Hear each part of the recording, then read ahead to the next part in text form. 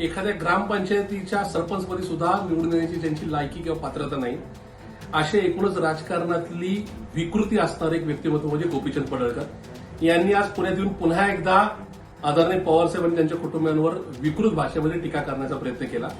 मला पुन्हा एकदा या ठिकाणी राज्याच्या जनतेला सांगायचंय की भाजपने अशी पाळीव माणसं पैशांनी पदांनी या ठिकाणी कायमस्वरूपी आपल्या गोठ्यात आपल्या प्रवेशद्वारावर बांधून ठेवली होती, जी कायम विरोधी पक्षाच्या नेत्यांवर या ठिकाणी भुंकत आलं. त्याच्यापैकीच गोपीचंद पडळकर आहे.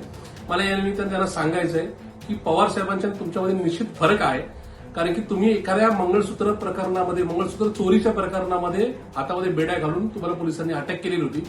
तेवढी लायकी किंवा पात्रता कुठल्याही राजकारण्याने किंवा अलीकडच्या काळातल्या कुठल्या आमदारांनी गाजवलेली नाही.